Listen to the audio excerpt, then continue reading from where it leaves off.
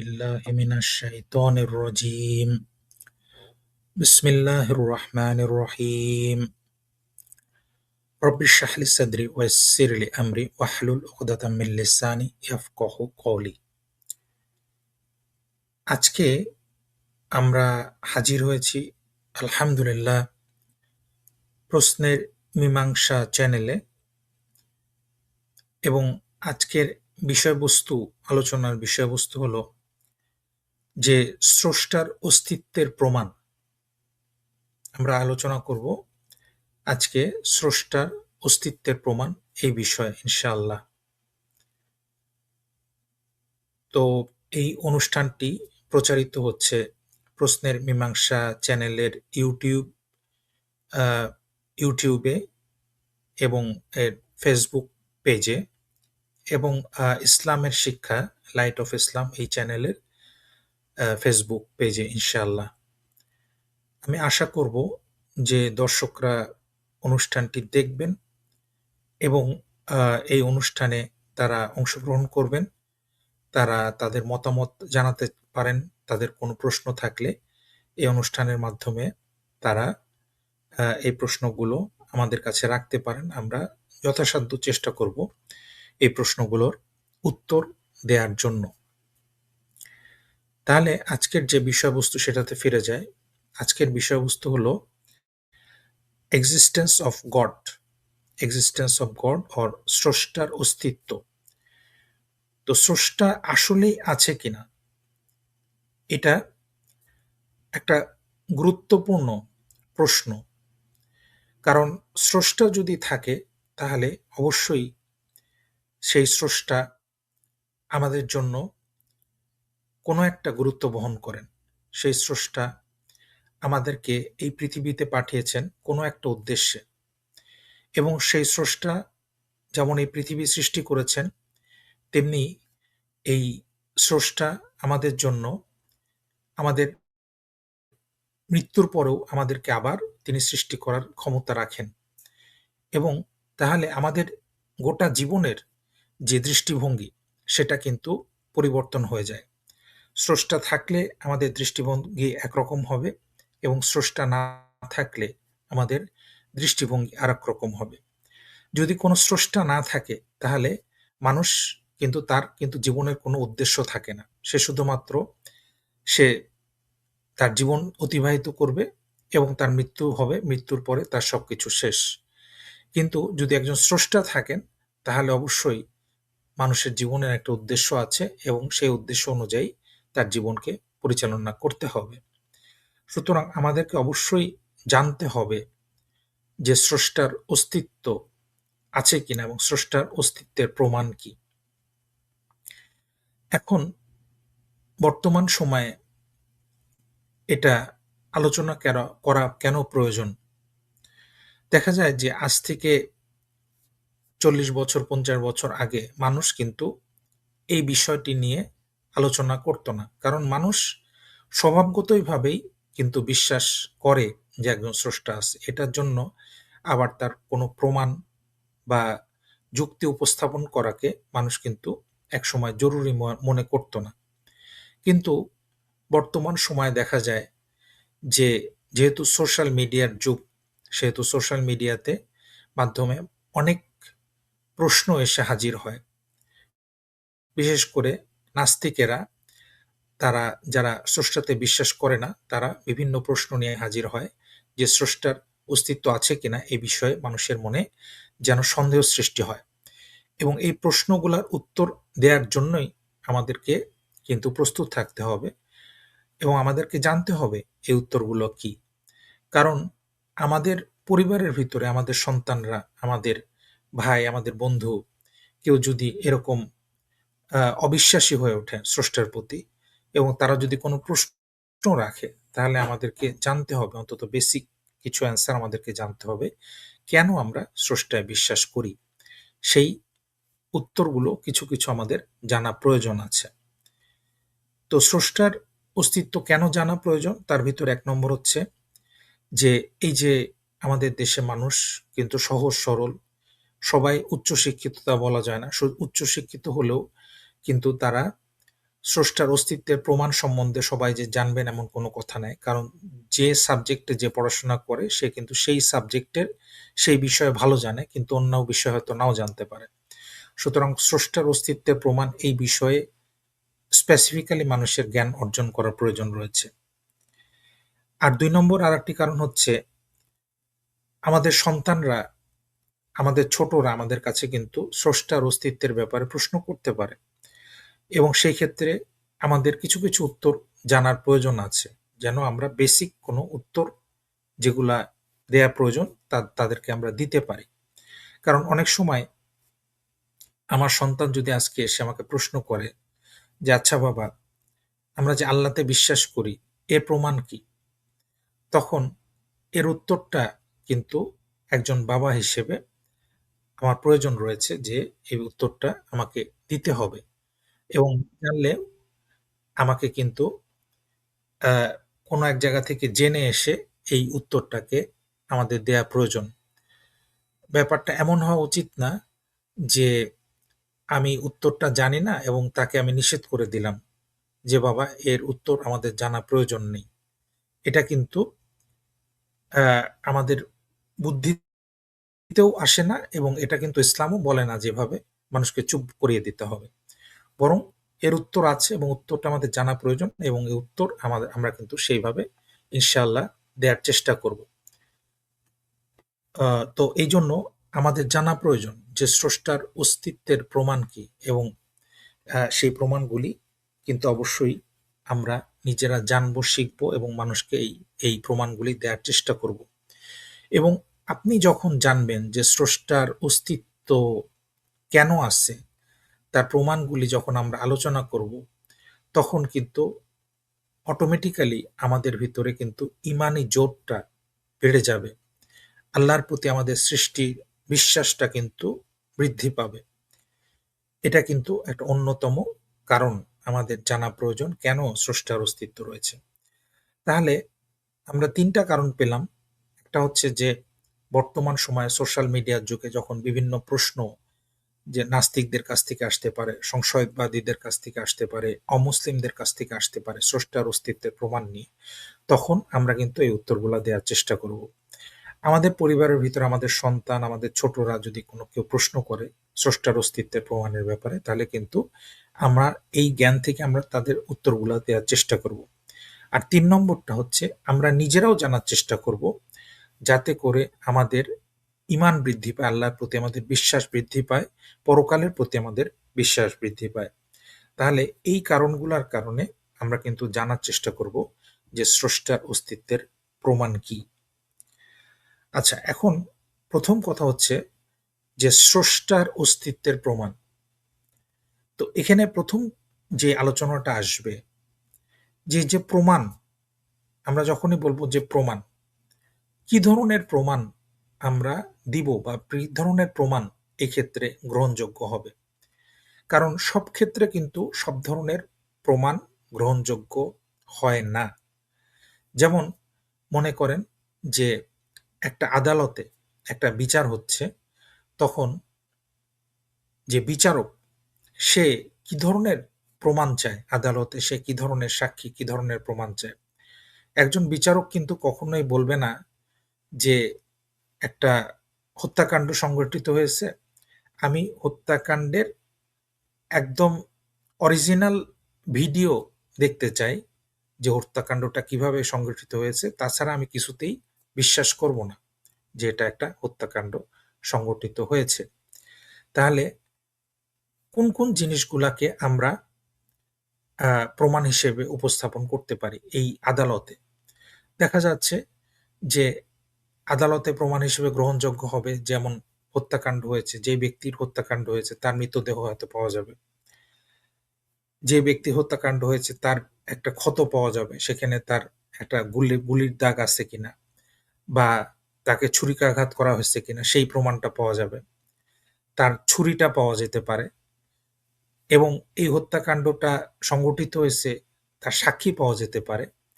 এরকম কিছু প্রমাণ কিন্তু তার সামনে উপস্থাপন করা হয় এবং এই প্রমাণের ভিত্তিতেও কিন্তু বিচারক সিদ্ধান্ত নিতে পারেন যে আসলেই একটা হত্যাকাণ্ড হয়েছে এবং সেই হত্যাকাণ্ড কে সংঘটিত করেছে এবং এই সমস্ত প্রমাণ এবং সাক্ষীর ভিত্তিতে কিন্তু এমনকি অভিযুক্ত ব্যক্তিকে অভিযুক্ত করা হয় এবং তাকে শাস্তিও দেওয়া হয়।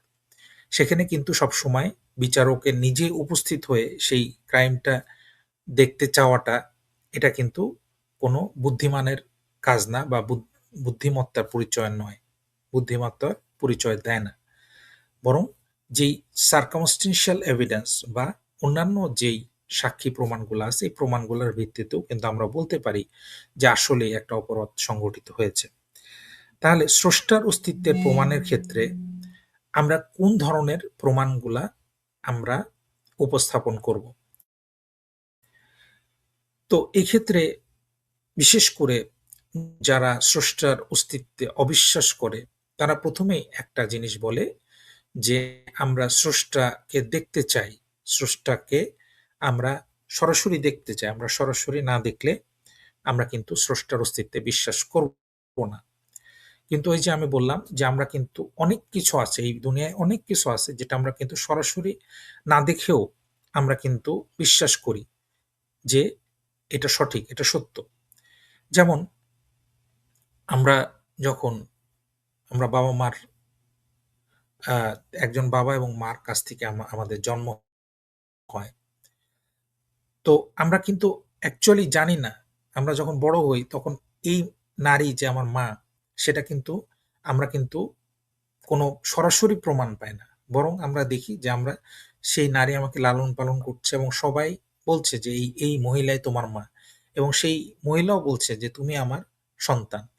এটা থেকে কিন্তু আমরা বুঝতে পারি যে এই নারীই হচ্ছে আমার মা। কিন্তু ওই সময় জন্মের সময় যেহেতু আমরা অনেক ছোট থাকি, আমাদের সেই সময় জ্ঞান বুদ্ধি থাকে না। তাহলে সেই যে আমার মা তার সরাসরি প্রমাণ আমরা কিভাবে হাজির করব? যতক্ষণ পর্যন্ত না আমরা হয়তো বৈজ্ঞানিকভাবে পরীক্ষা করে দেখতেছি, ডিএনএ টেস্ট না করতেছি, ততক্ষণ পর্যন্ত আমরা এটার একটা বৈজ্ঞানিক ব্যাখ্যা কিন্তু আমরা পাচ্ছি না। কিন্তু এই যে মানুষের কথা, মানুষের আচরণ সেখান থেকেও কিন্তু আমরা বলতে পারি যে এই নারী আমার মা। বা আমার পূর্বপুরুষ, আমার একজন দাদা ছিলেন, তার দাদার বাবা ছিলেন, তার বাবা ছিলেন। তো এরকমভাবে আমার ১০ নম্বর যে পূর্বপুরুষ ছিল, সেরকম কেউ ছিল কিনা তার কিন্তু কোনো আ এভিডেন্স বা প্রমাণ আমার কাছে নাই। সরাসরি প্রমাণ। তার কোনো ছবি নাই। তার নামও হয়তো আমরা জানি না। কিন্তু আমরা বিশ্বাস করি যে অবশ্যই আমার একজন ১০ম পূর্বপুরুষ ছিল। তাহলে এটা আমরা কিভাবে জানতেছি? এটা আমরা জানতেছি যে আমাদের অভিজ্ঞতার আলোকে। আমরা দেখতেছি যে এভাবেই মানব সভ্যতা চলতেছে। একজনের পরে আরেকজন আসতেছে এবং এভাবেই আমি আসছি। সুতরাং নিশ্চয়ই আমার একজন ১০ম পূর্বপুরুষ ছিল। এটা কিন্তু কোনো সরাসরি না দেখেও আমরা কিন্তু এটা বিশ্বাস করতেছি আমার অভিজ্ঞতা থেকে, আমার চিন্তা থেকে, আমার কমন সেন্স থেকে, আমার সাধারণ জ্ঞান থেকে। সুতরাং এরকম অনেক জিনিস আছে যেটা আমরা কিন্তু সরাসরি না দেখেও আমরা বিশ্বাস করি। আমরা বইয়ে যা পড়ি যেমন আমরা বইয়ে পড়েছি যে ১৯৭১ সালে বাংলাদেশে মুক্তিযুদ্ধ সংগঠিত হয়েছে। এমনকি আমারও কিন্তু মুক্তিযুদ্ধের সময় জন্ম হয় নাই। তেমনি যাদের জন্ম হয়েছে মুক্তিযুদ্ধের পরে তারা কিন্তু কেউই মুক্তিযুদ্ধ দেখে নাই। কিন্তু তারা বই পড়ছে। মুক্তিযুদ্ধ সংগঠিত হয়েছে, সাক্ষী আছে। আমরা বইয়ে পড়েছি এবং বইয়ের এই লেখাটাকে আমরা যখন দেখতেছি যে এর লেখক একজন সত্যবাদী মানুষ, তিনি যা লিখেছেন তার খুব একটা ভুল হওয়ার কথা না, মিথ্যা হওয়ার কথা না। তাহলে আমরা ধরে নিচ্ছি যে এই ঘটনাটা আসলেই ঘটেছিল। যদিও কিন্তু আমরা সরাসরি এই মুক্তিযুদ্ধ দেখিনি। তাহলে সকল ক্ষেত্রে যে আমরা সবকিছু দেখে বিশ্বাস করি এমনটি কিন্তু নয়। বরং আমরা অধিকাংশ জিনিসই কিন্তু না দেখেই বিশ্বাস করি। যেমন আমরা যখন দোকানে যাই, দোকানদার যখন বলে যে এই তেলটা খাঁটি তেল, আমরা কিন্তু তার কথার উপর অনেকটা বিশ্বাস করে নেই যে তেলটা আসলেই খাঁটি। কিন্তু আমরা এই তেল তৈরি হওয়ার সময় সেখানে কিন্তু আমরা উপস্থিত ছিলাম না। তো আমরা সরাসরি দেখি নাই যে এই তেলটা যে প্রস্তুত করা হয়েছিল সেই প্রস্তুত করার সময় এই তেলটা আসলেই আ আ সবকিছু নিয়ম মেনে খাঁটিভাবে তৈরি করা হয়েছিল কিনা এটা কিন্তু আমরা দেখি নাই। কিন্তু তারপরেও আমরা বিশ্বাস করি ওই আ দোকানদারের কথায়। কারণ দোকানদার আমি জানি সে একজন বিশ্বাসী মানুষ। সে সত্যি কথা বলে। অতএব সে যেখান থেকে তেলটা নিয়ে আসছে, হয়তো আমরা বিশ্বাস করি যে এই তেলটা আসলেই সঠিক এবং এই তেলটা ব্যবহার করলে আমার কোনো ক্ষতি হবে না। সুতরাং আমরা একজন মানুষের কথায় কিন্তু আমরা বিশ্বাস করি। তো যখন আমাদেরকে বলা হয় যে, "কেন তোমরা নবী-রাসূলদের কথায় বিশ্বাস করো?" কারণ নবী-রাসূলরা সেই জামানায়, সেই আমলে কিন্তু তারা ছিল সবচাইতে সত্যবাদী মানুষ। মানুষ তাদের উপরে বিশ্বাস করত। এটা আমরা কিন্তু সবসময় দেখি যে তারা ভার্চুয়াস ম্যান, তারা সত্যবাদী মানুষ, তারা সৎ মানুষ, তাদের আচরণ ভালো ছিল। তাদের এই গুণগুলোর কারণে যখন তারা কোনো একটা মেসেজ নিয়ে আসছে, এই মেসেজগুলি কিন্তু মানুষ গ্রহণ করছে। যে এই মানুষটি যখন বলছে, তখন সে সত্য কথাই বলছে। তাহলে মানুষের কথার কিন্তু অনেক বড় একটা মূল্য আছে। যেটা কিন্তু আমরা সবসময় প্রয়োগ করি। কিন্তু যখন আমাদের ধর্মীয় বিশ্বাসের ব্যাপার আসে, তখন কিন্তু আমরা এটা মেনে নিতে চাই না। আমরা দেখতে চাই। কিন্তু সব ক্ষেত্রেই কিন্তু দেখা সম্ভব না। এখন আমরা বলি যে লজিক্যালি অর্থাৎ যুক্তির খাতিরে আমরা যদি বলি যে সকল ধর্মীয় বিশ্বাস বা বায়াস আমরা যদি বাদ দেই, তাহলে শুধুমাত্র লজিক দিয়ে আমরা যদি বোঝার চেষ্টা করি যে আসলেই কি এই মহাবিশ্বের যে স্রষ্টা তাকে কি দেখা সম্ভব? তাহলে লজিক্যালি এটা বলে কিন্তু তাকে দেখা সম্ভব না। কেন? কারণ স্রষ্টা হচ্ছে এমন এক সত্তা, এই সত্তা কিন্তু আমাদের সময় এবং এই জগতের ভিতরে আবদ্ধ না। তিনি কিন্তু সময় এবং জগতের ঊর্ধ্বে। আর যে আমাদের যে বাউন্ডারি সেটা হচ্ছে এই সময়ের ভিতরে, এই জগতের ভিতরে। আমরা এই সময় এবং জগতের বাইরে আমাদের জীবন দশায় কিন্তু কোনো কিছু আমাদের দেখার মতো কোনো কিছু ক্ষমতা নেই। সুতরাং যেই স্রষ্টা সময় এবং জগৎকে সৃষ্টি করেছেন, তিনি কিন্তু এই সময় জগতের দ্বারা আবদ্ধ নন, এর ভিতরে নন। সুতরাং এটা কিন্তু লজিক্যালি সম্ভব না যে সেই সত্তাকে আমরা দেখতে পাবো। আমাদের যে লিমিটেড ক্ষমতা, সীমাবদ্ধ দৃষ্টিশক্তি, তার মাধ্যমে আমরা এই অসীম সত্তাকে আমরা দেখতে পাবো। এটা কিন্তু কখনোই লজিক্যালি সম্ভব না। সুতরাং স্রষ্টাকে দেখা এটা কিন্তু আমরা যদি সাধারণ জ্ঞান দিয়ে চিন্তা করি, তাহলে কিন্তু সম্ভব না। আর স্রষ্টা, আমরা যে স্রষ্টাতে বিশ্বাস করি, তিনি সর্বশক্তিমান। এখন প্রশ্ন হচ্ছে তিনি কি চাইলে এই তিনি কি পারতেন আমাদেরকে দেখা দিতে? হ্যাঁ, হয়তো স্রষ্টা চাইলে হয়তো আমাদেরকে তিনি দেখা দিতে পারতেন।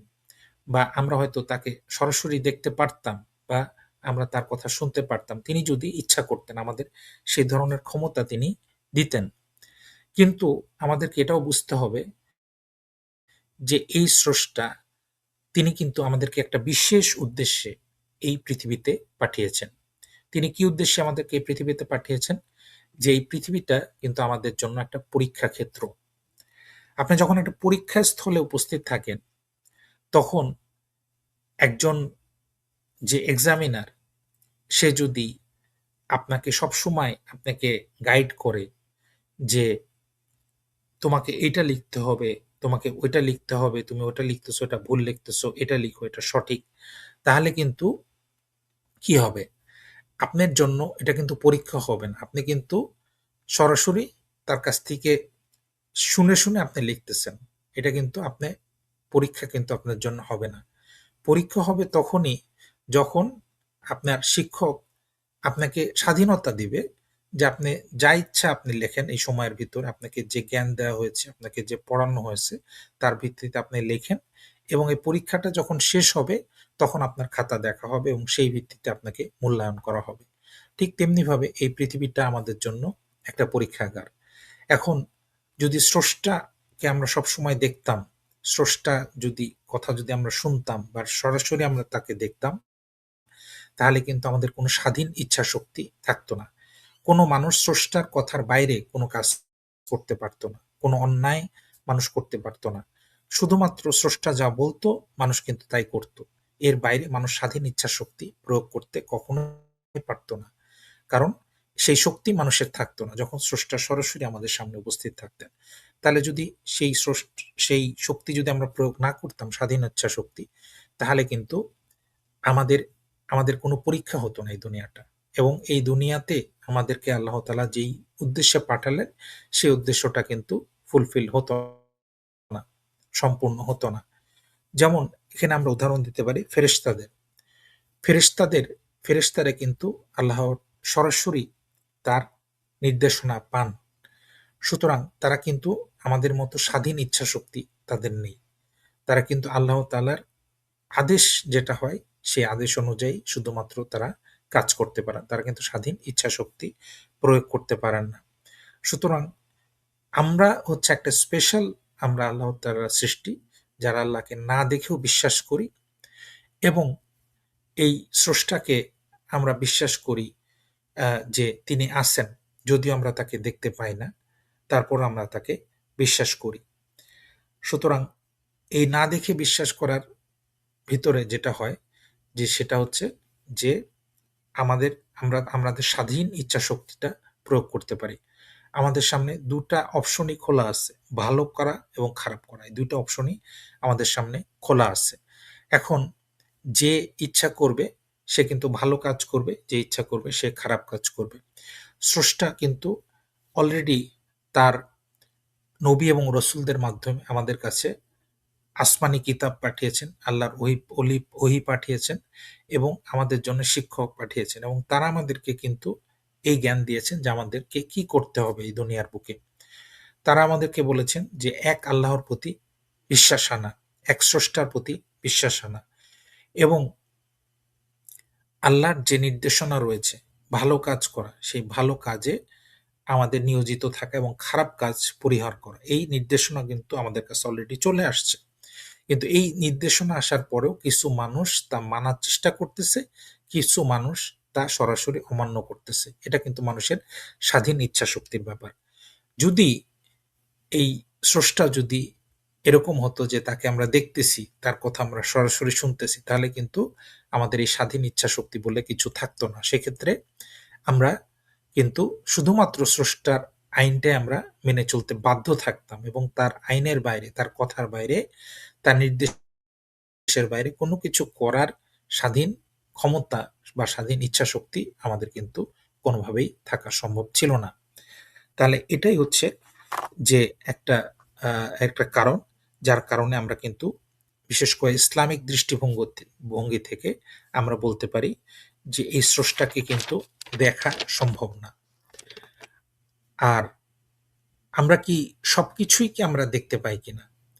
বাস্তবতা হচ্ছে এটাই যে এমন অনেক কিছুই আছে যেটা কিন্তু আমরা দেখি না। এই মহাবিশ্বে এমন অনেক জিনিস আছে যেটা কিন্তু আমরা দেখি না।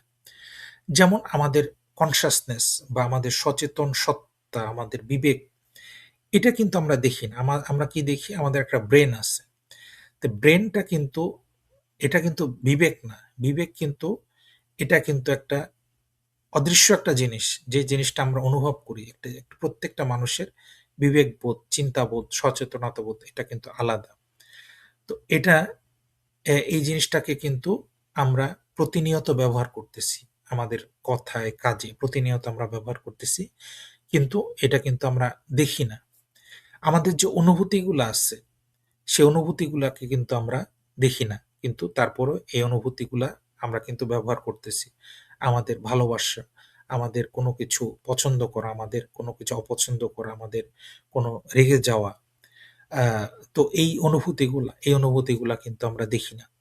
আমাদের যে একটা জীবন আছে, লাইফ আছে, এটা কিন্তু আমরা দেখি না। আমাদের যখন মৃত্যু হয় একটা মানুষের, তখন কিন্তু দেখা যায় যে তার শরীরটা কিন্তু থাকেই। তার ব্রেন থাকে, তার হার্ট থাকে, তার আ আ ফুসফুস থাকে, তার শরীরটা থাকে কিন্তু তার জীবনটা থাকে না, তার লাইফটা থাকে না। তাহলে এই যে লাইফটা, এটাও কিন্তু একটা অদৃশ্য একটা জিনিস, যেটা কিন্তু আমরা দেখি না। কিন্তু আমরা অনুভব করি যে আমাদের ভিতরে জীবনটা আছে। তেমনি আরো অনেক জিনিস আছে, যেমন মধ্যাকর্ষণ। এই মধ্যাকর্ষণ কিন্তু আমরা দেখি না। মধ্যাকর্ষণের যে ব্যবহার সেটা কিন্তু আমরা দেখি। যেমন একটা গাছ থেকে একটা আপেল পড়লো, তখন আমরা চিন্তা করলাম যে আপেলটা পড়েছে এই মাধ্যাকর্ষণের কারণে পৃথিবীর দিকে আপেলটা নিচে এসে পড়লো। এটা উপরের দিকে উঠে যায় নাই। বা এটা অন্য কোনো দিকে যায় নাই। যে একটা আকর্ষণ, এই আকর্ষণটার কারণেই আপেলটা নিচের দিকে পড়লো। কিন্তু এই মাধ্যাকর্ষণ এই যে এই শক্তিটাকে কিন্তু আমরা সরাসরি চোখে দেখতে পাই না। কিন্তু এর যে ইফেক্টটা, এর যে ফলটা আমরা দেখতে পাই। তেমনিভাবে যে একটা কোনো একটা বস্তুর ভিতরে যে একদম সূক্ষ্মাতিসূক্ষ্ম যে কোষগুলা আছে, সেলগুলা আছে, যে আমরা একদম সূক্ষ্মাতিসূক্ষ্ম যে ইলেকট্রন, প্রোটন, নিউট্রন যেগুলা আছে, সেগুলা কিন্তু আমরা দেখতে পাই না। এটা হয়তো অত্যন্ত শক্তিশালী মাইক্রোস্কোপের মাধ্যমে এটা দেখা সম্ভব। এই মহাবিশ্বে বিভিন্ন ধরনের আলো আছে, যেটা আমরা দেখি ভিজিবল লাইট, অর্থাৎ যে আলোকে আমরা চোখে দেখতে পাই, এটা এক ধরনের আলো। আরেকটা হচ্ছে ইনভিজিবল লাইট, যেটাকে কিন্তু চোখে দেখা যায় না। যেমন ইনফ্রারেড, আল্ট্রাভায়োলেট রে, এক্স-রে, রেডিও ওয়েভ। এই আলোগুলা কিন্তু এই যে ওয়েভগুলা, এই আলোগুলা, এগুলা কিন্তু কোনো খালি চোখে দেখা সম্ভব নয়। মহাবিশ্বের ভিতরে ডার্ক ম্যাটার আছে, এটা কিন্তু খালি চোখে দেখা সম্ভব না। আমরা যদি একটা পায়ে আঘাত পাই, আমরা বলি যে আমি পায়ে আঘাত পেয়েছি। কিন্তু এই আঘাতটাকে কিন্তু আমরা দেখতে পাই না। আঘাতটা কিরকম? এটা কিন্তু আমরা বলি যে প্রচন্ড ব্যথা হচ্ছে। এটা কিন্তু একটা অনুভূতি। এই অনুভূতি আমরা প্রকাশ করি। কিন্তু এই অনুভূতিটা কিন্তু আমরা দেখতে পাই না, এবং সেই অনুভূতি অনুযায়ী কিন্তু ডাক্তার চিকিৎসা দেয়, এবং সেই চিকিৎসায় কিন্তু কাজও হয়। মানুষ ভালো হয়ে যায়। তাহলে এই অনুভূতিটা কিন্তু আমরা দেখতে পাই না। কিন্তু আমরা অনুভব করি। আমরা দেখতেছি যে আমাদের পা ভেঙে গেছে। কিন্তু এই অনুভূতিটি যদি না থাকতো, তাহলে কিন্তু আমরা বুঝতাম না যে ব্যথা আছে। আমাদের যে স্মৃতিশক্তি, এই স্মৃতি থেকে আমরা দেখি যে ১০ বছর আগের একটা ঘটনা আমাদের মনে পড়ে যায়। তো এই স্মৃতিশক্তিটা কিন্তু আমরা দেখতে পাই না। এটা কিন্তু আমরা যখন চিন্তা করি, এটা কিন্তু আমাদের মস্তিষ্কের ভেতরে একটা চিন্তার উদ্রেক হয়। তাহলে এই স্মৃতিশক্তিটা কিন্তু আমরা দেখতে পাই না। কিন্তু এর অস্তিত্ব আছে। সুতরাং এরকম অনেক কিছু আছে। যেমন অ্যাবস্ট্রাক্ট আইডিয়া, যেমন সময়, অঙ্ক, আ জাস্টিস, এই জিনিসগুলা কিন্তু আমরা দেখতে পারি না। এর প্রয়োগ আমরা দেখতে পাই। সময়ের প্রয়োগ আমরা দেখতে পাই। কিন্তু সময়কে কিন্তু দেখা সম্ভব না। ম্যাথের প্রয়োগ, অঙ্কের প্রয়োগটা আমরা দেখি যে ২ আর ২ এ ৪ হয়। কিন্তু ম্যাথ, এটা কিন্তু একটা আইডিয়া। এই আইডিয়াটাকে কিন্তু দেখা সম্ভব না। তেমনি এরকম অনেক জিনিস আছে মহাবিশ্বে, যা কিন্তু দেখা সম্ভব না। যে কিন্তু আমরাই আমাদের জীবনে প্রতিনিয়ত অনুধাবন করতেছি, যে সবকিছুই কিন্তু আমরা দেখি না। কিন্তু না দেখার পরেও এগুলো জিনিসের উপরে আমরা বিশ্বাস করতেছি এবং বিশ্বাস আনতেছি। তো কথা হচ্ছে যে এর মূল কথা একটাই, সেটা হচ্ছে যে প্রমাণ, যেটার ব্যাপারে বলতেছিলাম, যে প্রমাণটা আমরা কোন ধরনের প্রমাণ আমরা গ্রহণ করব। তাহলে আমরা যে স্রষ্টাকে দেখি না, এর কারণে কি আমরা বলে দিব যে স্রষ্টার উপস্থিতি নেই? অবশ্যই না। স্রষ্টাকে না দেখলেও কিন্তু আমরা সৃষ্টিকে কিন্তু দেখতে পাই। আর সৃষ্টিকে দেখলে কিন্তু সরাসরি বোঝা যায় যে অবশ্যই এটা একটা স্রষ্টা আছে। এটার জন্য কিন্তু কোনো বিশেষ জ্ঞানের প্রয়োজন নাই। এটা কিন্তু মানুষ কিন্তু সাধারণভাবেই বুঝতে পারে যে স্রষ্টা আছে। সৃষ্টি দেখলেই কিন্তু মানুষ অনুধাবন করে যে স্রষ্টা আছে।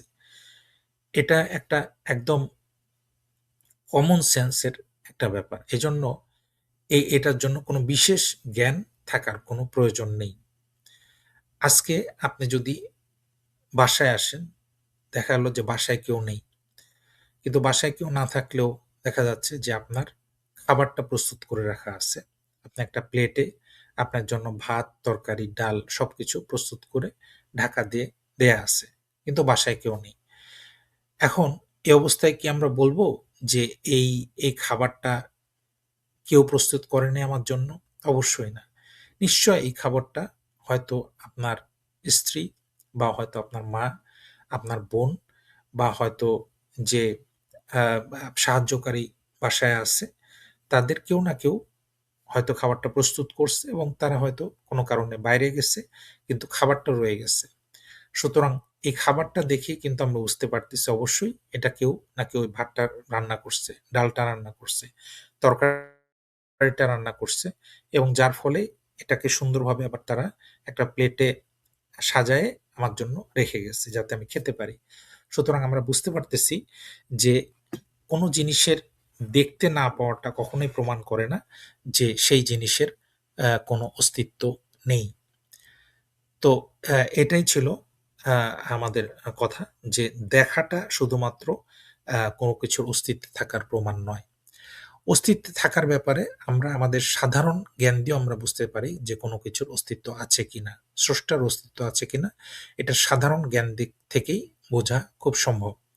কারণ যেহেতু আমরা সৃষ্টি, যেহেতু আমাদেরকে সৃষ্টি করা হয়েছে, যেহেতু মানুষকে সৃষ্টি করা হয়েছে, পশু-পাখিকে সৃষ্টি করা হয়েছে, যেহেতু গাছপালা সৃষ্টি করা হয়েছে, যেহেতু পাহাড়, পর্বত, নদী, নালা এগুলা সব সৃষ্টি।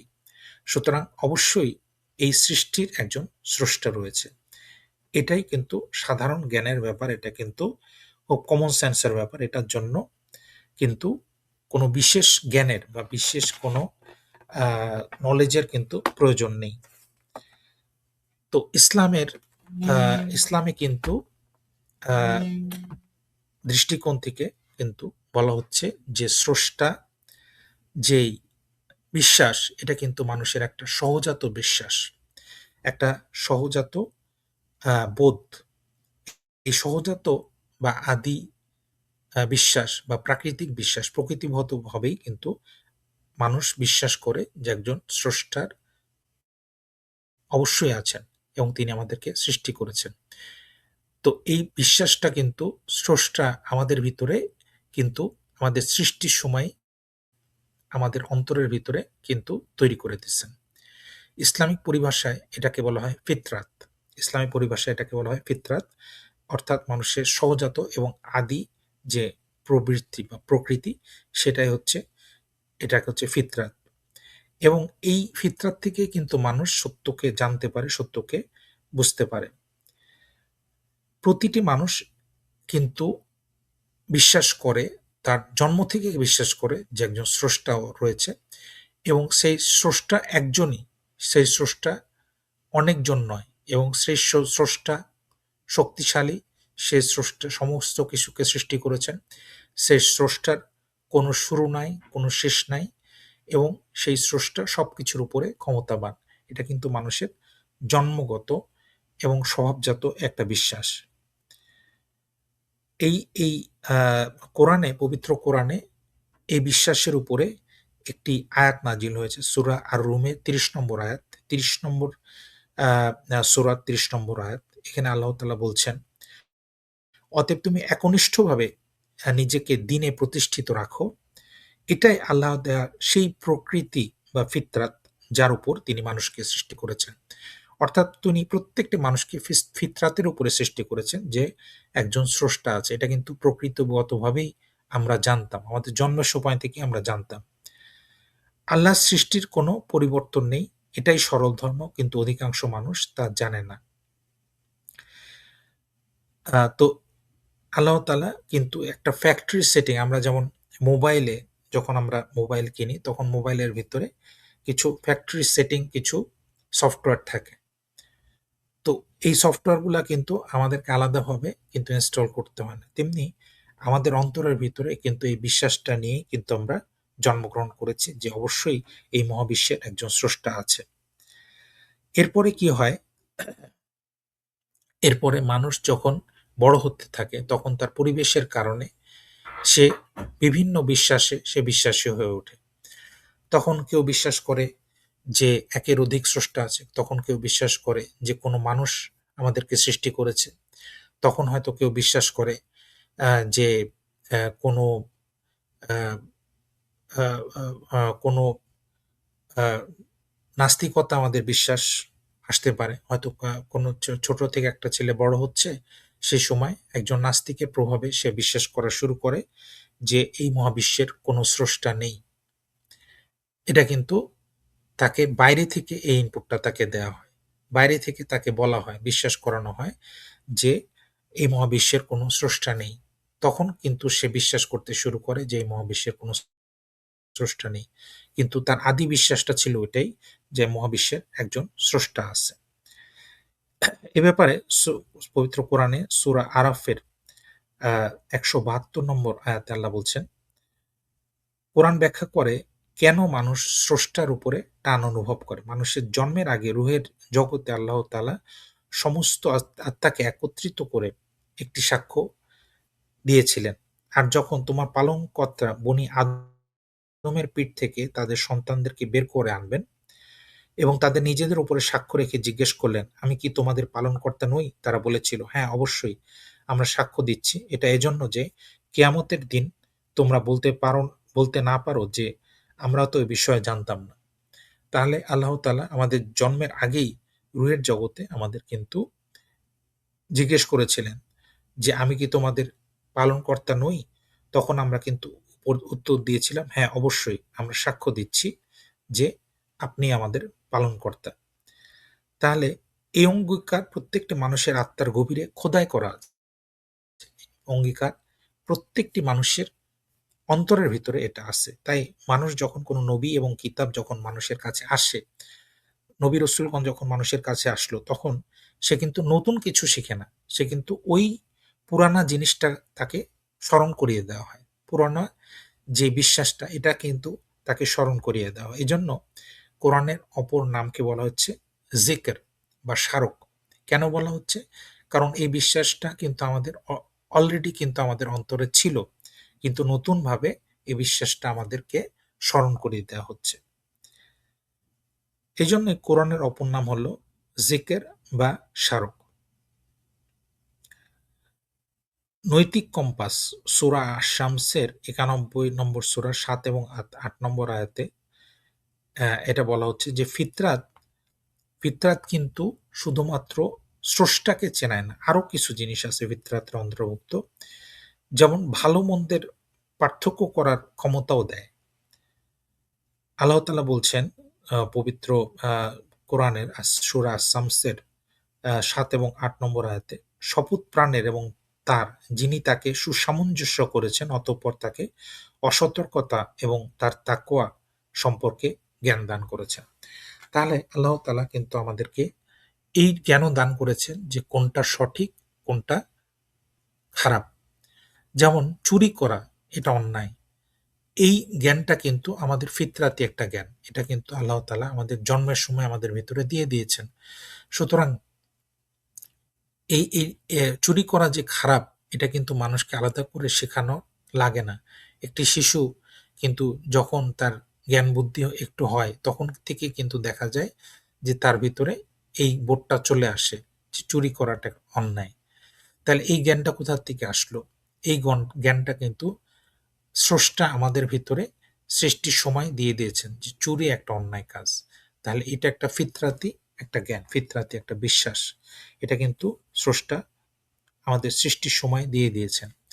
তাহলে সৃষ্টির সময় আল্লাহ তাআলা আমাদেরকে কিছু জ্ঞান, কিছু মৌলিক কিছু নলেজ দিয়ে পাঠিয়েছেন। ১ নম্বর জ্ঞান হচ্ছে যে এই মহাবিশ্বের একজন মাত্র স্রষ্টা রয়েছে। ২ নম্বর জ্ঞান হচ্ছে আ যে ভালো-মন্দ কোনটা ভালো কোনটা মন্দ এই জ্ঞানটাও কিন্তু স্রষ্টা আমাদেরকে সৃষ্টির সময় আমাদেরকে দিয়েছেন। মানুষের ভেতরে একটি সহজাত অনুপ্রেরণা বা ইলহাম আছে যা দিয়ে কিন্তু সে গুণ এবং দোষের পার্থক্য করতে পারে। কোরআনে ভালো কাজকে বলা হয়েছে মারুফ বা পরিচিত, মন্দ কাজকে বলা হয়েছে মুনকার বা অপরিচিত বলা হয়েছে। যা নির্দেশ করে যে আত্মা এগুলোকে আগে থেকেই চেনে।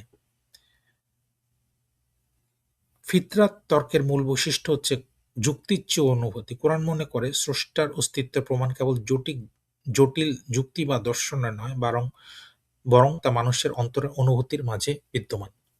অর্থাৎ যে স্রষ্টার যে বিশ্বাস এটা কিন্তু কোনো যুক্তি জানার প্রয়োজন নেই। কারণ একজন একদম সাধারণ মানুষ, সে পড়াশোনা জানে না, কোনো যুক্তির ব্যাপার জানে না, কোনো প্রমাণের ব্যাপার জানে না।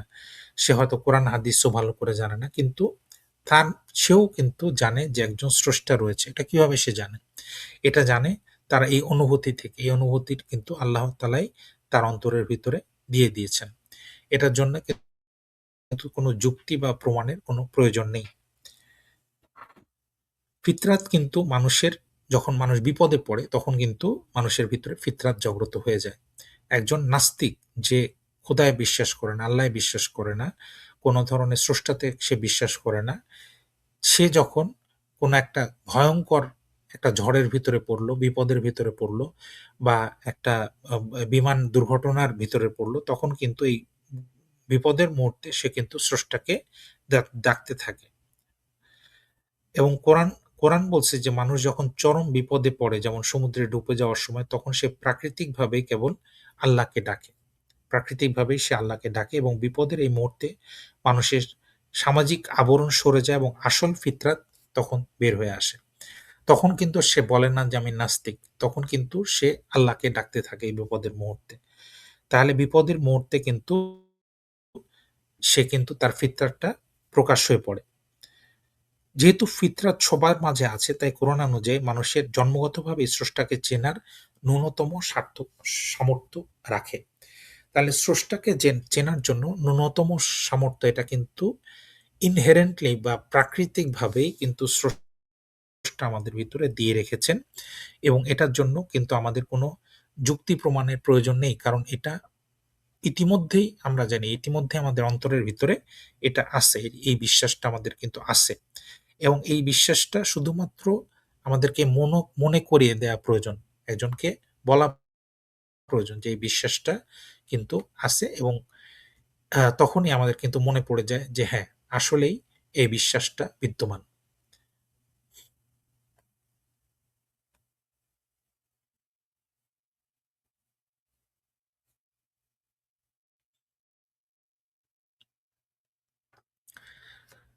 আমাদের কিন্তু আ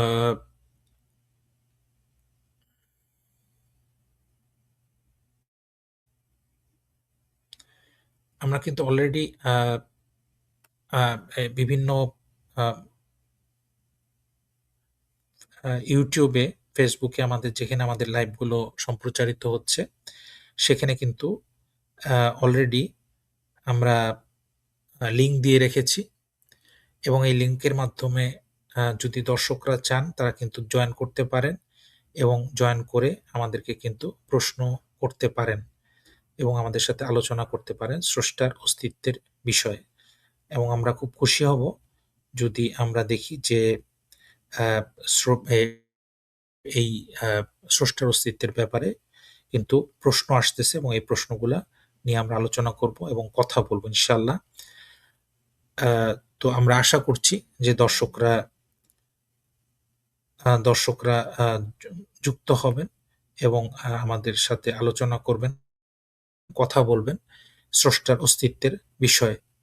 তাহলে আমরা ১ম যে যুক্তি আমরা উপস্থাপন করলাম যে স্রষ্টার অস্তিত্ব, এই এই যে জ্ঞান বা এই অনুভূতি কিন্তু স্রষ্টা আমাদের ভিতরে ইতিমধ্যে আমাদের ভিতরে দিয়ে দিয়েছেন। জন্মের সময় আমাদের ভিতরে দিয়ে দিয়েছেন।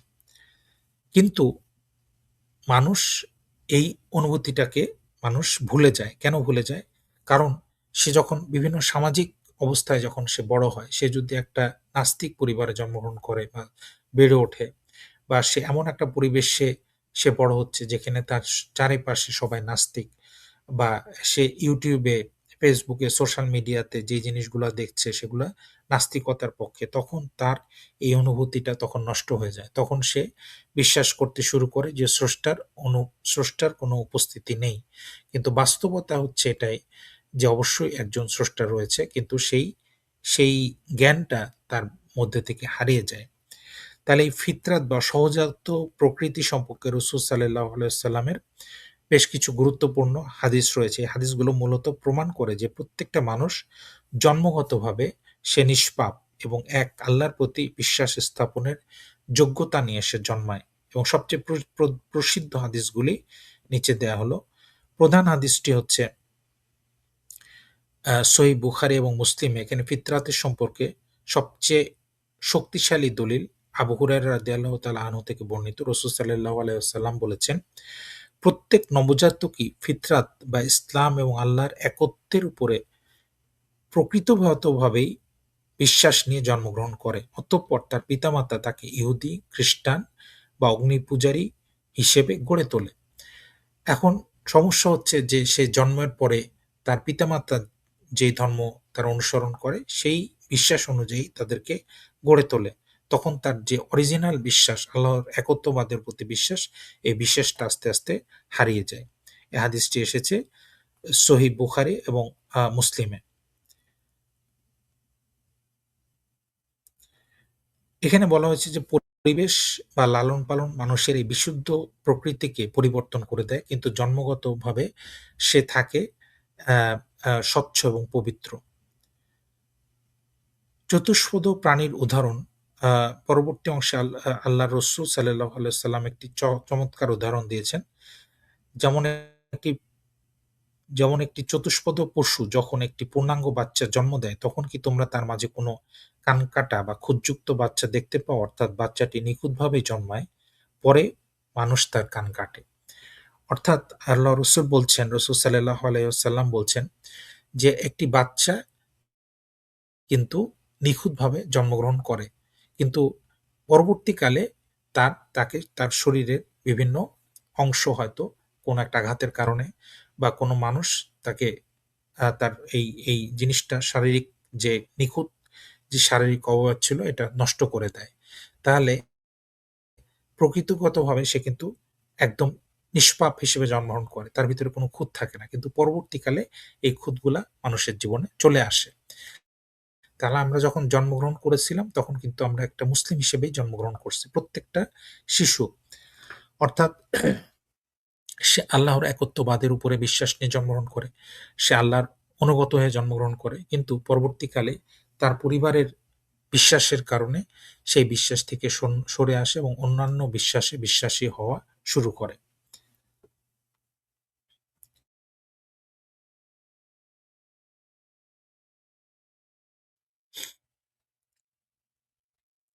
তাহলে আমরা এই জিনিসটা থেকে জানতে পারলাম যে ফিতরাত এমন একটা বিষয় যেটা হচ্ছে আল্লাহ তাআলা আমাদের অন্তরের ভিতরে আমাদের জন্মগতভাবেই দিয়ে দেন। এবং এই বিশ্বাসটা নিয়ে কিন্তু প্রতিটি মানুষ জন্মগ্রহণ করে। আল্লাহ মানুষকে আধ্যাত্মিকভাবে নিখুঁতভাবে সৃষ্টি করেছেন এবং পাপাচার এবং ভ্রান্ত বিশ্বাস হলো পরবর্তী সময় আরোপিত খুঁত। অর্থাৎ আল্লাহ তাআলা মানুষকে যখন সৃষ্টি করেন, জন্ম দেন, তখন কিন্তু মানুষের ভিতরে কোনো খুঁত থাকে না। মানুষ কিন্তু নিষ্পাপ হিসেবে জন্মগ্রহণ করে।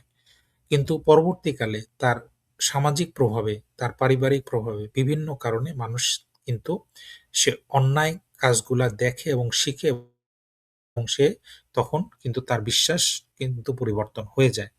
তাহলে এটাই হচ্ছে ইসলামী বিশ্বাসের একটা মূল বিষয় যে আমরা জন্মগতভাবে কিন্তু প্রত্যেকটি শিশু আল্লাহর প্রতি বিশ্বাস নিয়ে জন্মগ্রহণ করে। কিন্তু পরবর্তীকালে মানুষ তার পরিবেশের কারণে সে বিভিন্ন বিশ্বাসে অন্যায় বিশ্বাসে সে বিশ্বাসী হওয়া শুরু করে। এবং যেহেতু এটা একটা আসমানি চুক্তির প্রতিফলন, সহিহ মুসলিমের একটি হাদিসে আ আ আল্লাহ তাআলা বলেন, "আমি আমার বান্দাদেরকে হানিফ বা একনিষ্ঠ সত্যপন্থী হিসেবে সৃষ্টি করেছি।" আল্লাহ তাআলা মানুষকে একনিষ্ঠ সত্যপন্থী হিসেবে সৃষ্টি করেছেন। কিন্তু শয়তানরা তাদের কাছে এসে তাদের দিন থেকে বিচ্যুত করে দেয়। শয়তানরা কি করে? তাদের কাছে আসে এবং তাদেরকে ওয়াসওয়াসা দিয়ে, তাদেরকে কুমন্ত্রণা দিয়ে তাদের দিন থেকে তাদের বিচ্ছিন্ন করে দেয়। এবং সূরা আরাফে এটাই কিন্তু ইঙ্গিত করা হয়েছে। তাহলে আরেকটা জিনিস হচ্ছে আমরা সহজেই বুঝতে পারি যে ফিতরাত জিনিসটা কি? সেটা হচ্ছে যে মানুষ প্রকৃতিগতভাবে কিন্তু পরিচ্ছন্ন থাকতে চায়, পরিষ্কার থাকতে চায়। মানুষ কিন্তু এই নোংরা অবস্থায় থাকতে চায় না। সে কিন্তু অ্যা তার শরীর থেকে কোনো গন্ধ বের হোক, তার শরীরে ময়লা লেগে থাকুক, তার শরীরে সে কোনো বাজে আ আ তার শরীর থেকে কোনো খারাপ জিনিসের সাথে লেগে থাকুক, তার শরীরে প্রস্রাব পায়খানা থেকে তাকে পরিষ্কার হতে হবে। এটা কিন্তু মানুষকে শিখায় দেওয়ার কোনো প্রয়োজন হয় না। মানুষ কিন্তু জন্মগতভাবেই জানে যে তাকে পরিষ্কার থাকতে হবে। তার প্রস্রাব পায়খানা থেকে পরিষ্কার থাকতে হবে। তাকে গোসল করতে হবে। তার শরীরের যেন কোনো গন্ধ না থাকে। মানুষ জনই তার এই নোংরাগুলা থেকে সে মুক্ত থাকতে পারে। সে পরিষ্কার থাকতে পারে। তাহলে এটা কিন্তু তার একটা জন্মগত একটা বিশ্বাস।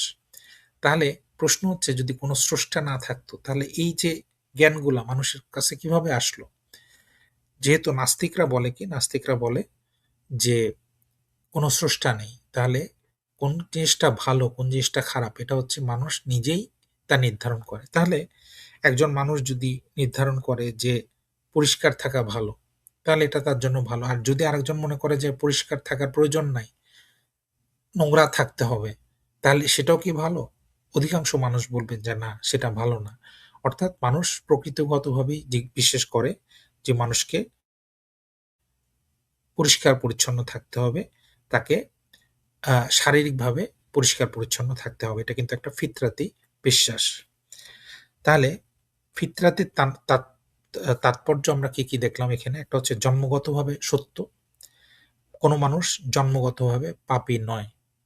মানুষ কিন্তু জন্মগতভাবে কিন্তু নিষ্পাপ। ধর্ম কেবল বাইরের দিকে চাপিয়ে দেয়া কোনো বিষয় না। এটি মানুষের ভেতর হারানো সত্যকে মনে করিয়ে দেয়। জিকির। তো এজন্য আমরা যখন ইসলামের দাওয়াত দিই, তখন আমরা বলি যে আমরা মানুষের ভিতরে স্বভাবজাত যেই বিশ্বাসটা, সেই বিশ্বাসটাকে আমরা বাইরে নিয়ে আসার চেষ্টা করতেছি। সেই বিশ্বাসটাকে আমরা আবার মানুষের ভিতরে নিয়ে আসার চেষ্টা করতেছি। এটাকে এজন্য বলা হয় যে রিভার্সন। অর্থাৎ তার যে মূল বিশ্বাসটা ছিল সেই বিশ্বাসে আমরা ফিরিয়ে নেয়ার জন্য চেষ্টা করছি। তো এই ব্যাপারে আ বিজ্ঞান কি বলে? দেখুন এখানে আমি একটা শেয়ার করছি।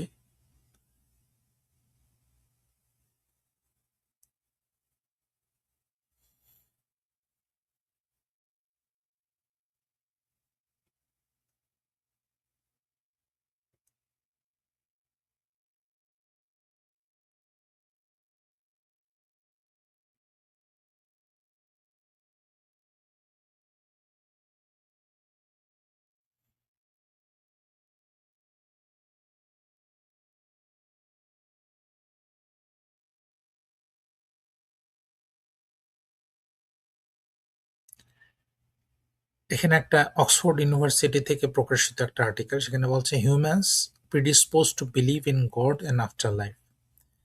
A 3-year international research project directed by two academics at the University of Oxford finds that the humans have natural tendency to believe in God and afterlife.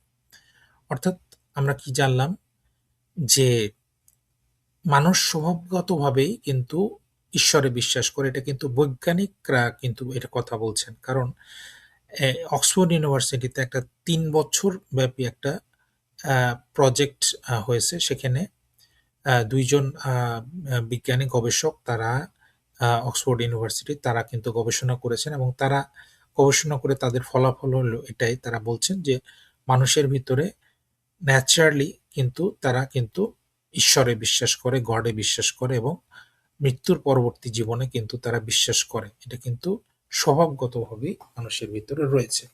তাহলে আমরা দেখলাম যে কোরআনের যে দাবি, কোরআন বলছে যে ফিতরাতি যে বিশ্বাস মানুষের ভিতরে জন্মগতভাবে যে বিশ্বাস এটা কিন্তু বিজ্ঞানও কিন্তু এটাকে সমর্থন করছে।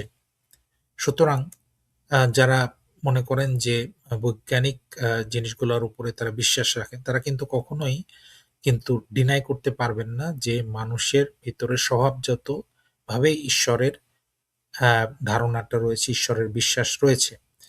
সুতরাং এটা কেউই কিন্তু অবিশ্বাস করতে পারবেন না। এটা কিন্তু কেউই আ এ এ এটা কিন্তু বলতে পারবেন না যে এ ধরনের কোনো আ আ জিনিস কিন্তু নেই। কারণ এটা কিন্তু বিজ্ঞানের এটা কিন্তু প্রমাণ করে দিচ্ছে। তো আজকে আমরা মূলত আলোচনা করলাম কয়েকটা জিনিস। ১ নম্বর হচ্ছে আমরা আলোচনা করলাম যে স্রষ্টার অস্তিত্বের প্রমাণ। স্রষ্টার অস্তিত্বের প্রমাণের ভিতরে ১ম আমরা যেটা আলোচনা করলাম সেটা হচ্ছে যে আমরা দেখছি যে আ স্রষ্টার অস্তিত্বের প্রমাণ আমাদের কেন জানা প্রয়োজন? আমরা এটা নিয়ে আলোচনা করেছি। স্রষ্টার অস্তিত্বের প্রমাণ এটা আমাদের জানা প্রয়োজন এই কারণে যে বর্তমান সময়ে মানুষ কিন্তু তারা কিন্তু ফিতনার ভিতরে রয়েছে। কারণ আমাদের চারপাশে আমাদের বিভিন্ন সোশ্যাল মিডিয়া, সেখানে আমাদের ইসলাম বিরোধী যেই আ একটা শক্তি রয়েছে, যারা ইসলামের বিরুদ্ধে প্রতিনিয়ত কাজ করে যাচ্ছে, তারা কিন্তু বিভিন্নভাবে ইসলামকে মিথ্যা প্রমাণ করার চেষ্টা করছেন। তারা যখন ইসলামকে প্রমাণ করার চেষ্টা করেন, মিথ্যা প্রমাণ করার চেষ্টা করেন, তখন তারা কিন্তু স্রষ্টার অস্তিত্ব নিয়ে আলোচনা করে না। তারা কি বলে? তারা বলতে চায় যে ইসলামের নীতি নৈতিকতার বিষয়ে তারা প্রশ্ন করে এবং এরকম বিভিন্ন প্রশ্ন করে। কিন্তু এখানে কথা হলো যে যদি একজন স্রষ্টা না থাকে, তাহলে এই নীতি নৈতিকতা কোথা থেকে আসলো? স্রষ্টা না থাকার মানেই হচ্ছে নীতি নৈতিকতাটা এটা মানুষের সৃষ্ট। মানুষ তার যেটাকে মনে করবে নৈতিক সেটাই নৈতিক, আর যেটাকে মনে করবে অনৈতিক সেটা অনৈতিক। তাহলে আপনি মনে করছেন এটা অনৈতিক, কিন্তু আমি মনে করছি এটা নৈতিক। তাহলে এটা থেকে আমরা কোনো সমাধানে আসতে পারবো না যে এটা আসলেই নৈতিক না অনৈতিক। কারণ আপনার কাছে যে জিনিসটা নৈতিক, আমার কাছে সেই জিনিসটা অনৈতিক হতে পারে এবং এটার উল্টা হতে পারে। এটা নির্ভর করতেছে মানুষের চিন্তা চেতনার উপরে। কিন্তু এটা কিন্তু আমরা বিশ্বাস করি না। আমরা মনে করি যে কোনটা নৈতিক এবং কোনটা অনৈতিক সেটা কিন্তু এটা স্রষ্টার পক্ষ থেকে আসতে হবে। এটা কিন্তু মানুষ কিন্তু এটা নির্ধারণ করবে না বা করতে পারে না। তো ১ম কথা হচ্ছে যে আমাদেরকে জানতে হবে এটাই যে আ আমাদেরকে জানতে হবে স্রষ্টা যে, যে স্রষ্টা আমাদের জন্য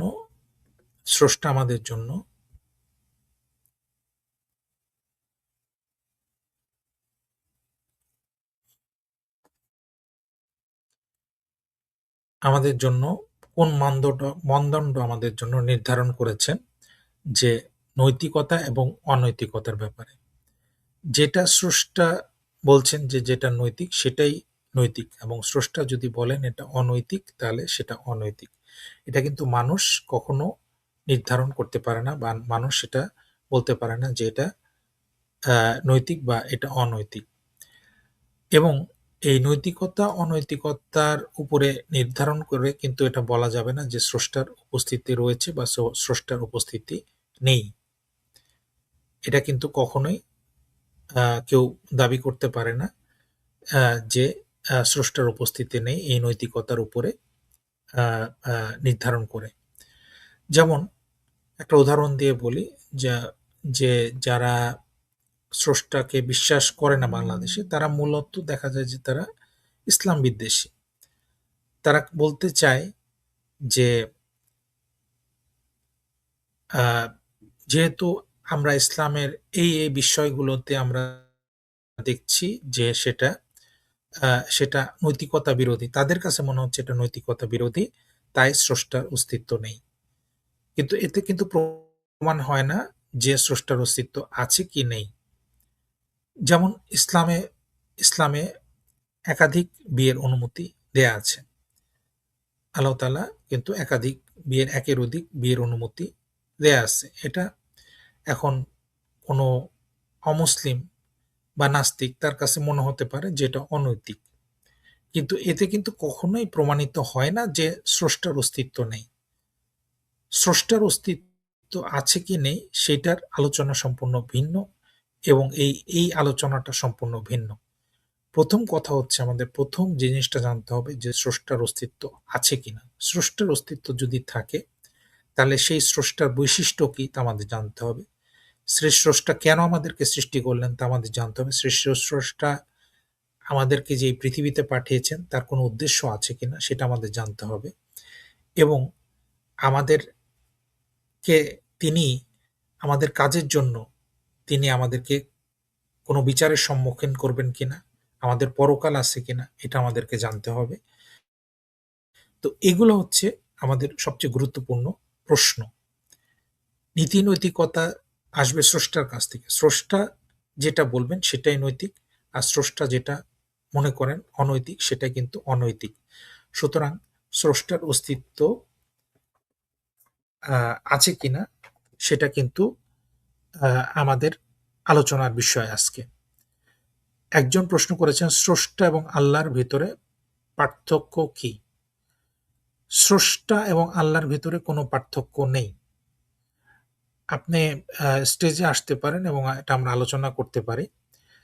যেহেতু আমরা স্রষ্টা নিয়ে আলোচনা করছি এই কারণেই যে যখনই আমরা আল্লাহ বলবো তখনই কিন্তু এটা একটা ইসলামিক যে আমরা ইসলাম ধর্মে যে আমরা আল্লাহ বলি সেই আল্লাহর আলোচনাটা চলে আসবে, ধর্মীয় ইসলামের আলোচনা চলে আসবে। কিন্তু আমি এটাই বলতে চাচ্ছি আজকের আলোচনায় যে আমরা যদি কেউ ইসলামের বিষয়গুলো আমরা নাও জানি, ইসলামের কোনো জ্ঞান আমাদের ভিতরে নাও থাকে, কোরআন হাদিসের কোনো জ্ঞান আমাদের ভিতরে নাও থাকে, তারপরেও কিন্তু প্রতিটা মানুষ সহজাতভাবেই স্বভাবগতভাবেই তারা বিশ্বাস করে যে স্রষ্টার অস্তিত্ব আছে এবং এটা কিন্তু আমাদের কমন সেন্স বা সাধারণ জ্ঞানেও কিন্তু তাই বলে।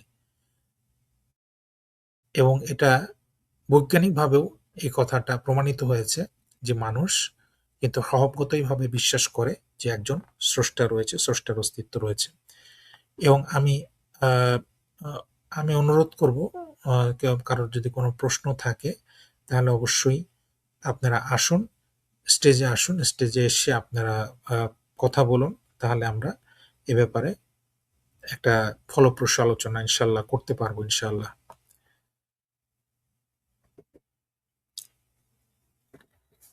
স্রষ্টা এবং আল্লাহর ভিতরে পার্থক্য হচ্ছে এটাই যে স্রষ্টার কথা যখন আমরা বলছি তখন এই স্রষ্টা শুধুমাত্র এই মহাবিশ্ব সৃষ্টি করেছেন।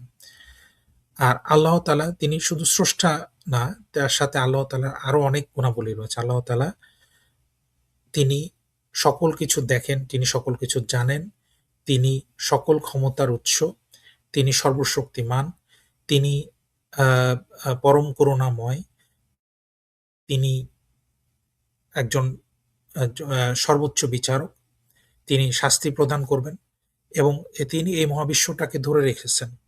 এবং এরকম আরো অনেক গুণাবলী আল্লাহ রাব্বুল আলামিনের ভিতরে রয়েছে। আল্লাহ তাআলা আমাদেরকে একটা বিশেষ উদ্দেশ্যে এই পৃথিবীতে পাঠিয়েছেন। তো এই উদ্দেশ্য পূরণ করার জন্যই আমরা আছি। আমাদের আমাদেরকে পৃথিবীতে তিনি পাঠিয়েছেন তার উপাসনা করার জন্য। এবং আমাদের মৃত্যু হবে, মৃত্যুর পরে আমাদেরকে তিনি আবার পুনরুজ্জীবিত করবেন এবং আমাদের প্রতিটি কাজের জন্য আল্লাহ রাব্বুল আলামিন তার কাছে আমাদেরকে হিসাব দিতে হবে, আমাদেরকে জবাবদিহি করতে হবে। তো এটাই হচ্ছে আমাদের বিশ্বাস। কিন্তু আমাদেরকে যখনই আমাদেরকে মূল জায়গা থেকে আলোচনা শুরু করতে হবে, সেই জায়গাটা হচ্ছে যে একজন স্রষ্টা কি আসলেই আছেন কিনা? কারণ কেউ যদি বলেন যে স্রষ্টা নেই, সেক্ষেত্রে এই পরের যে আলোচনাগুলা আল্লাহর অস্তিত্ব আছে কিনা বা ইসলাম ধর্ম সত্য কিনা, নীতি নৈতিকতার প্রশ্ন, এই সবকিছু আলোচনায় কিন্তু ইনভ্যালিড হয়ে যায়। সেই আলোচনার কিন্তু কোনো অর্থ থাকে না, যুক্তিহীন আলোচনা হয়ে যায়। এজন্য আমাদেরকে স্রষ্টা আছেন কিনা সেই আলোচনা থেকে আমাদেরকে শুরু করতে হবে, শুরু করার প্রয়োজন রয়েছে।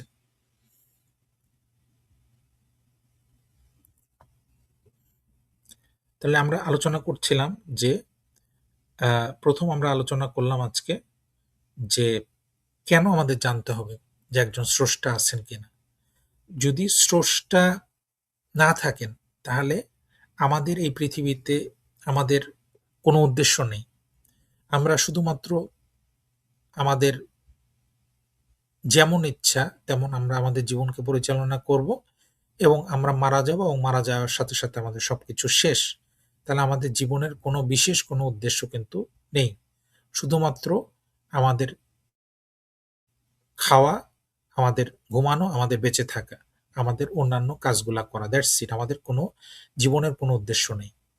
আর যদি স্রষ্টা থাকেন তাহলে অবশ্যই আমাদের জীবনের একটা উদ্দেশ্য আছে। আমাদেরকে জীবনটা একটা বিশেষ নিয়মে আমাদেরকে পরিচালনা করতে হবে, যেটা স্রষ্টার দেয়া বিধান, সেই বিধান অনুযায়ী পরিচালনা করতে হবে এবং আমাদের প্রতিটি কাজের জন্য আমাদেরকে জবাবদিহি করতে হবে এবং বিচারের সম্মুখীন হতে হবে। তাহলে আমাদের স্রষ্টা থাকা এবং না থাকার উপরে ডিপেন্ড করছে যে আমাদের জীবনটাকে আমরা কিভাবে পরিচালনা করব।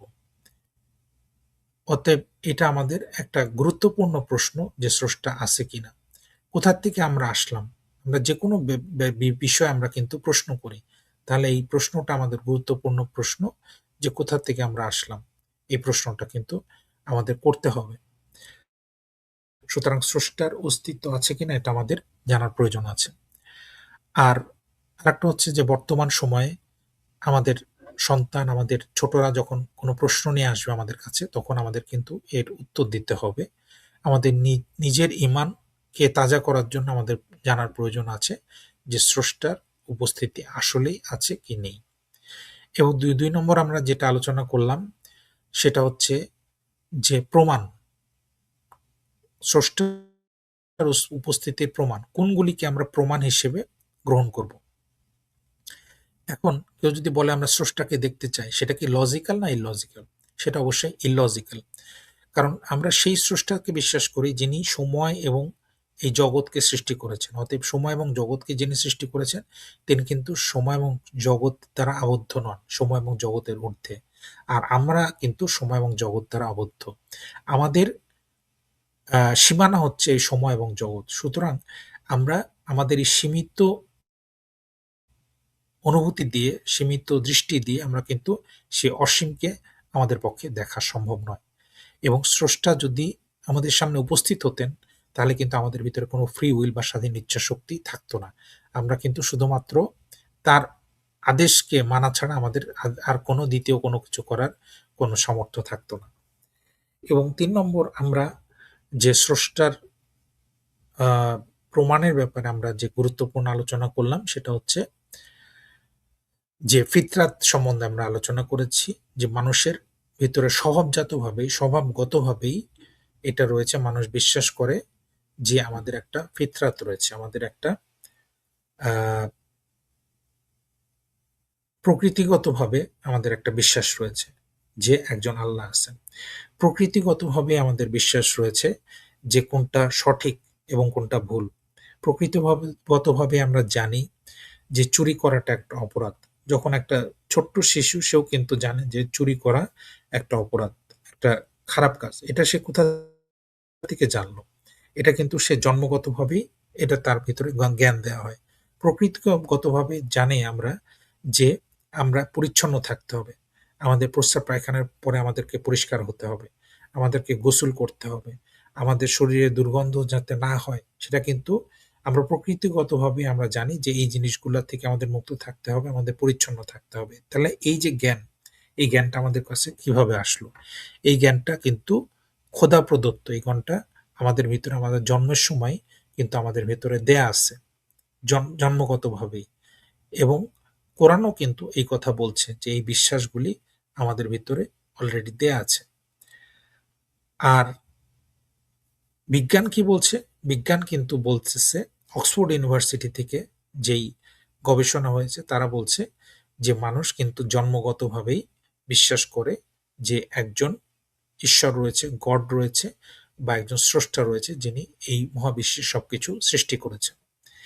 এবং আমরা সাধারণ জ্ঞান দিয়ে যদি চিন্তা করি, সাধারণ জ্ঞান দিয়ে থেকেও আমরা বলতে পারি যে আমরা অবশ্যই আমরা বিশ্বাস করি যে একজন স্রষ্টা রয়েছে। আপনি যখন কোনো সৃষ্টিকে দেখেন, আপনি যেকোনো সৃষ্টিকে যদি দেখেন, আপনি যদি একটা গাড়ি দেখেন, আপনি এই গাড়িটি কোথায় তৈরি হয়েছে? হয়তো জাপানে তৈরি হয়েছে, কোনো ফ্যাক্টরিতে তৈরি হয়েছে। আপনি কিন্তু সেই সময় উপস্থিত ছিলেন না। কিন্তু ওই গাড়িটা দেখে আপনি অবশ্যই বলবেন যে অবশ্যই এই গাড়িটাকে একটা কোম্পানি তৈরি করছে বা কোনো মানুষ তৈরি করছে এবং তারা একটা প্ল্যানের মাধ্যমে একটা সময় নিয়ে তাদের অর্থ, সময় ব্যয় করে তারা কিন্তু গাড়িটাকে তৈরি করছে। এজন্য এই গাড়িটাকে আমরা তো চড়তে পারতেছি।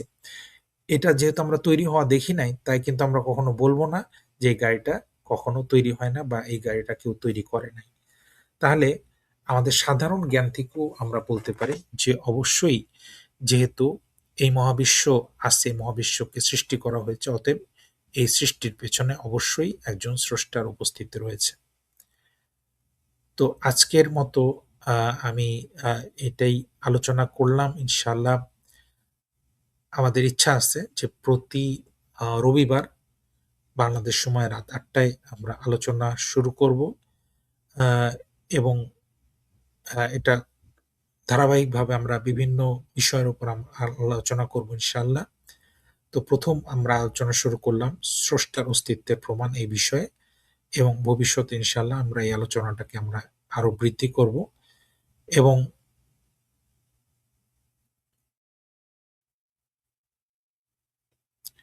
একজন প্রশ্ন করেছেন ঈশ্বর ভগবান এদের মধ্যে কে সত্যি? যার, যার নিজস্ব প্রমাণে সে সত্যি। প্রকৃত সত্যি কি? আচ্ছা, প্রকৃত সত্যি কি এটা জানতে হলে আপনাকে অবশ্যই আপনি যদি একজন মুসলিম হন, তাহলে প্রকৃত সত্যি কি আপনাকে জানতে হবে কোরআন এবং হাদিসের আলোকে। আপনার আল্লাহ তাআলা আমাদেরকে যেই আসমানি কিতাব পাঠিয়েছেন, যে ঐশ্বরিক যে গ্রন্থ পাঠিয়েছেন তার মাধ্যমে আমাদের জানতে হবে। আর আপনি যদি আ একজন নাস্তিক হন বা অন্য ধর্মের মানুষ হন, তাহলে আমি বলব যে আপনার নিজস্ব যে কমন সেন্স এটাকে আপনি কাজে লাগান। কমন সেন্স কাজে লাগালে আমরা বুঝতে পারি যে এই মহাবিশ্বের একজন স্রষ্টা রয়েছে। এখন সেই স্রষ্টাকে আপনি ঈশ্বর, ভগবান, আল্লাহ যেকোনো নামে আপনি ডাকতে পারেন, সমস্যা নেই। কিন্তু সেই স্রষ্টার বৈশিষ্ট্য কি হবে? সেই স্রষ্টা অবশ্যই একটা মাটির মূর্তি, সে কিন্তু স্রষ্টা হতে পারে না। কারণ মাটির মূর্তি তার কিন্তু নিজের কোনো কিছু সৃষ্টি করার ক্ষমতা নেই। বরং একজন মানুষ তাকে সৃষ্টি করেছে। তাকে সে কিন্তু ওই মানুষটার উপরে নির্ভরশীল। ওই মাটির মূর্তিটাকে যখন ভেঙে দেওয়া হয় বা পানিতে ডুবিয়ে দেওয়া হয়, তখন কিন্তু সে ধ্বংস হয়ে যায়। তাহলে ওই মাটির মূর্তি কিন্তু কখনো স্রষ্টা হতে পারে না। একজন মানুষ সে কিন্তু স্রষ্টা হতে পারে না। কারণ মানুষকে কিন্তু সৃষ্টি করা হয়েছে। মানুষ তার বাবা-মার থেকে আসে। মার গর্ভ থেকে সে জন্ম নেয়। অতএব একজন মানুষের গর্ভ থেকে একজন স্রষ্টা বা ঈশ্বর বা আল্লাহ এটা কিন্তু কখনো জন্মগ্রহণ করতে পারে না। এটা কিন্তু আমাদের সাধারণ জ্ঞানও বলে না, এটা সম্ভব না। এবং মানুষ মরণশীল, মানুষ মারা যাবে। সুতরাং তার একটা শুরু আছে, তার একটা শেষ আছে। সে কিন্তু আমরা একজন মানুষ কিন্তু না থাকলেও কিন্তু এই জগতের কোনো ক্ষতি হতো না। সে কিন্তু নেসেসারি না এই জগতের জন্য। সুতরাং একজন মানুষ কিন্তু কখনোই স্রষ্টা হতে পারে না। এখন সেই মানুষকে কেউ যদি জিসাস বলে বা রাম বলে বা কৃষ্ণ বলে বা শিব বলে, যেটাই বলেন, কিন্তু সে কিন্তু মানুষ। সে কিন্তু কখনোই আ আ তার সে স্রষ্টা হতে পারে না। কারণ তার শুরু আছে, তার শেষ আছে। সে কিন্তু লিমিটেড। সুতরাং সে কিন্তু স্রষ্টা না। তাহলে স্রষ্টা হচ্ছে এমন এক সত্তা যিনি এই সমস্ত কিছু সৃষ্টি করেছেন এবং স্রষ্টা কিন্তু কখনোই তার সৃষ্টির মতো না। স্রষ্টা তার সৃষ্টি থেকে আলাদা। স্রষ্টা তার সৃষ্টির ঊর্ধ্বে। স্রষ্টা সময়ের ঊর্ধ্বে, জগতের ঊর্ধ্বে। স্রষ্টা এমন এক সত্তা যার কোনো শুরু নেই, যার কোনো শেষ নেই এবং স্রষ্টা কারোর উপরে নির্ভরশীল না। স্রষ্টা কারোর মুখাপেক্ষী না। স্রষ্টা কারোর উপরে নির্ভর করে না। সেই স্রষ্টা, সেই হচ্ছে প্রকৃত স্রষ্টা। তাহলে আমরা এটা সাধারণ জ্ঞান থেকেই বলতে পারি যে এই স্রষ্টার অন্তত কমপক্ষে এই গুণগুলি থাকতে হবে। আর এই গুণগুলি যদি না থাকে তাহলে কিন্তু তাকে আমরা স্রষ্টা বলতে পারি না। যেই স্রষ্টা সে অন্যের উপরে নির্ভরশীল, অন্যের উপরে সে আ নির্ভর করে, সে কিন্তু কখনো স্রষ্টা হতে পারে না। সেও সৃষ্টি। কারণ সে অন্যের উপরে নির্ভরশীল। তাহলে আমাদের এমন এক স্রষ্টায় আমাদেরকে অবশ্যই বিশ্বাস স্থাপন করতে হবে, যে স্রষ্টা অন্য কোনো কিছুর উপরে নির্ভরশীল না। সে নিজেই নিজের অস্তিত্বে থাকতে পারে। তার অন্য কোনো কিছুর উপরে তাকে নির্ভর করতে হয় না। তাহলে সেই হচ্ছে প্রকৃত স্রষ্টা। একজন স্টেজে প্রবেশ করেছেন। রহমান, আমরা তাকে স্টেজে নিচ্ছি।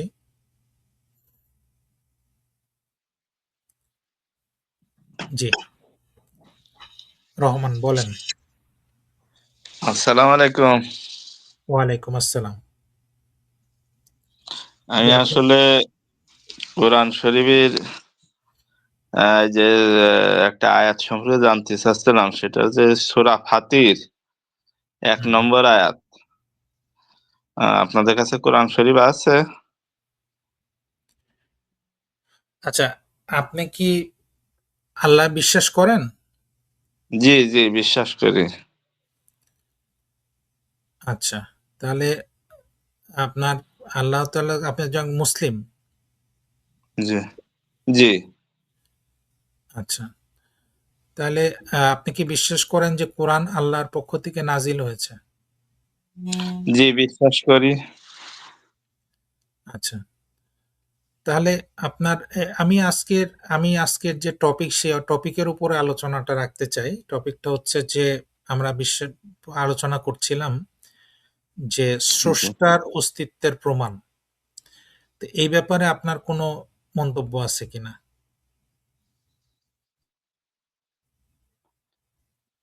হ্যাঁ, এটা ধীরে, ধীরে আমি বলবো, বুঝছেন? যদি সূরা ফাতিরের এই আয়াতটা একটু দেখাতেন, বুঝছেন? না, এটা কি আপনার এইটার সাথে সম্পর্ক সম্পর্ক আছে কিনা? আপনার যেই স্রষ্টার অস্তিত্বের প্রমাণ এটার সাথে সম্পর্ক আছে কিনা? নাকি এটা আপনার অন্য কোনো প্রশ্ন? স্রষ্টার অস্তিত্বের সাথে সম্পর্ক আছে এই আয়াতের।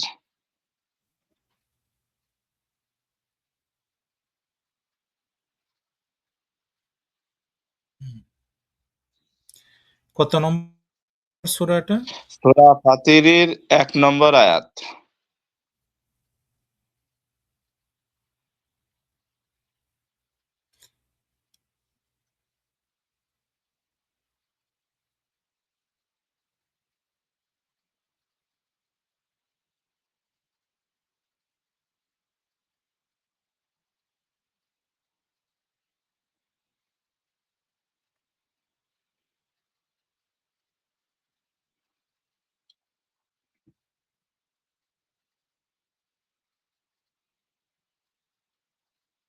হুম, বলেন।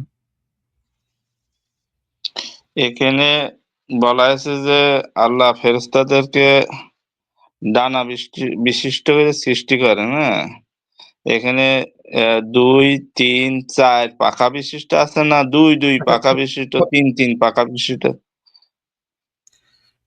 কত নাম্বার এটার? সূরা সূরা এই সূরা ফাতিরটা কত নাম্বার সূরা?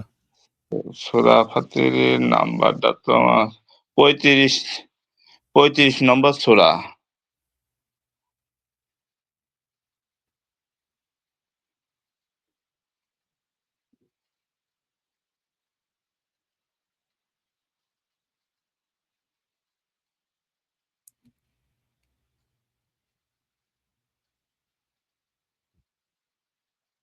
হুম, জি বলেন। এখানে আমি যেটা জানতে চাচ্ছিলাম যে আসলে ২, ৩, ৪ এটা কি ২ কথাটা কি ডবল আছে? ৩ কথাটা কি ডবল আছে? এরকম আছে? না, এটার সাথে আপনার হচ্ছে যে স্রষ্টার অস্তিত্বের প্রমাণের কি সম্পর্ক? যদি একজন স্রষ্টা থাকেন, এই মহাবিশ্ব যিনি সৃষ্টি করছেন, তাই না? এই জি, মহাবিশ্ব তো এটা তো বিশাল। আমরা এই মহাবিশ্বের জি, অল্প একটু অংশ শুধুমাত্র বৈজ্ঞানিকরা দেখছেন বা যেতে পারছে। আমরা চাঁদ পর্যন্ত যেতে পারছি। এর পরের গ্রহগুলাতে আমরা যেতে পারি নাই। তারপরে জি, আমরা যে শক্তিশালী টেলিস্কোপ দিয়ে আমরা মহাবিশ্বের অল্প কিছু অংশ দেখছি, বাকি অংশ আমরা কিছুই দেখি নাই, তাই না? তাহলে এই মহাবিশ্বের যে স্রষ্টা, তিনি তো সকল কিছুর উপরে ক্ষমতাবান, তাই না? জি, তিনি যখন ক্ষমতাবান, তখন তিনি এমন কিছু সৃষ্টি করতে পারেন, যে জিনিসটা মানুষের পক্ষে দেখা সম্ভব না। যেমন তিনি ফেরেশতাদেরকে সৃষ্টি করছেন, যেটা মানুষের পক্ষে দেখা সম্ভব না। তো তিনি ফেরেশতাদেরকে তিনি তাদেরকে বিভিন্ন রকম তাদের শারীরিক গঠন কিরকম হবে সেটা তিনি সৃষ্টি করতে পারেন। তো এটা তো তার জন্য কোনো সমস্যাই না, কোনো ব্যাপারই না, তাই না? তা এটা থেকে কি এটা প্রমাণিত তো হয়? আমি তো সমস্যার কথা বলছি না, বুঝছেন? আমি বলেন, যেটা জানতে চাচ্ছিলাম যে আসলে এখানে ২, ৩, ৪ পাখা বিশিষ্ট এ কথাটা আছে না ২, ২, ৩, ৩, ৪, ৪ পাখা বিশিষ্ট আছে? ও এটা আমি আপনাকে এক্সাক্টলি বলতে পারছি না। আজকে তো আমি তো আসলে এই অনুষ্ঠানটা পরিচালনা করছি, হ্যাঁ? আমি কিন্তু কোনো আলেম নই। ঠিক আছে? আমি একজন জি, দায়ী। আ আ তো আমি জাস্ট আপনার আজকে জেনারেল জিনিসগুলা নিয়ে আলোচনা করছি। স্রষ্টার অস্তিত্বের প্রমাণ এই বিষয়ে আলোচনা করছি। তা আমাদের ভিতরে উপস্থিত থাকেন সাধারণত আলেম থাকেন। আ আ আ ব্রাদার রুহুল আমিন সিরাজি ভাই, মুফতি রুহুল আমিন সিরাজি উনি থাকবেন ইনশাআল্লাহ নিয়মিত। আরো আলেম ওলামারা থাকবেন। তো উনারা যখন থাকবেন তখন আপনি আসলে আমরা হয়তো এটার যে অর্থ তাফসীর নিয়ে আমরা আলোচনা করতে পারি। আপনি কি এটা তাফসীর দেখছিলেন? তাফসীর এটা কিছু উল্লেখ আছে? এটা তাফসীর আমি দেখছিলাম, বুঝছেন? আমরা তো জি। আসলে আপনাদের কাছ থেকেই জানতে চাই, বুঝছেন? সেটা আ হচ্ছে যে আ আমরা আমি যেটা দেখছিলাম আসলে এখানে উল্লেখ আছে ২, ৩, ৪ পাখা বিশিষ্ট। আসলে কিছু তাফসীরে আছে ২, ২, ৩, ৩, ৪, ৪ পাখা বিশিষ্ট। এ ধরনের কথা আছে। ঠিক আছে? ঠিক কিন্তু আছে। পরবর্তীতে আজকে আমি এই বিষয় নিয়ে আলোচনা করতেছি না। বিকজ আমি আমার যে টপিক এটা টপিকের উপরে থাকতে চাই। জি, আর এটা তো অন্য জিনিস। এটা তো ইসলামের ওই যে তাফসীরের যদি আলোচনা আমরা কোনো সময় করি কোরআনের আলোচনা, সেক্ষেত্রে জি, আমাদের আলেম ওলামা উপস্থিত থাকবেন এবং তারা ইনশাআল্লাহ উত্তর দিবেন। জি। ঠিক আছে? হ্যাঁ, এখন সৃষ্টিকর্তার অস্তিত্বের প্রমাণ যেটা আমরা তো আসলে পাবো তো তার সৃষ্টি গবেষণা করে নাকি?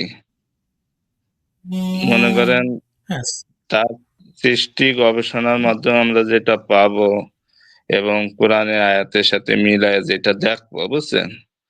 সেভাবে কি তো আমরা কি ধরনের সৃষ্টিকর্তার অস্তিত্বের কি ধরনের গ প্রমাণ পেতে পারি। কি ধরনের গবেষণা আপনি করতে চান তা প্রমাণের জন্য? যেমন গবেষণা যে আপনার আল্লাহ তাআলা বলতেছেন যে কিছু আয়াতে যে এরকম যে বিদ্যুৎ এবং বৃষ্টি প্রেরণ করে তিনি মৃত জমিনকে পুনরুজ্জীবিত করেন। এই গবেষণা সাধারণত আমরা যেটা জীববিজ্ঞানে দেখি, বুঝছেন? যে হুম, স্ট্যানলি মিলার, হ্যাঁ? পৃথিবীর আদিমতম পরিবেশে আ মানে যে জলীয় বাষ্প, অ্যামোনিয়া, তারপরে হাইড্রোজেন সালফাইড এবং ওর ভিতরে বিদ্যুৎ প্রেরণ মানে বিদ্যুৎ চালনা করে অ্যামোনিয়া জাতীয় অ্যাসিড সৃষ্টি করেছেন যেটা প্রাণ সৃষ্টির আদিমতম একটা মৌল, আদিমতম একটা উৎস। তা এখন হুম। আ কোরআনের এই যে সূরা রুমের বুঝছেন? ২৩ নম্বর আয়াতে মানে এই ধরনের কথা আছে যেটা আমরা আ এর আগে ধরতে পারি নাই, বুঝছেন? এখন মনে করেন কিছুটা মনে হয়েছে যে পৃথিবীর আদিমতম পরিবেশের কথাই বলা হয়েছে। যেটা থেকে বোঝা যায় যে আল্লাহর সৃষ্টির কৌশল কেমন এবং তিনি কিভাবে পৃথিবী সৃষ্টি করছেন, কিভাবে প্রাণের উৎপত্তি ঘটাইছেন। যেটা অনেক সময় আছে সায়েন্সের সাথে মিলায়ে অনেক সময় বোঝা যায় এবং আমরা ধরতে পারি যে আসলে কোরআন এটা অনেক আগেই বলেছে। আচ্ছা, আচ্ছা। ঠিক আছে। আপনি তো যেহেতু একজন বিশ্বাসী, আপনি আল্লাহ তাআলাতে বিশ্বাস রাখেন, ইসলামে বিশ্বাস করেন। জি, সুতরাং এটা তো আপনি বা ইতিমধ্যে বিশ্বাস করেন যে একজন জি, সৃষ্টিকর্তা আছে। জি। অতএব এটা তো আপনার জন্য এটা একটা সহজ ব্যাপার। তবে আমরা যে সবসময় আপনার হচ্ছে যে বিজ্ঞান দিয়ে আমাদেরকে জানতে হবে এমন কোনো কথা নাই।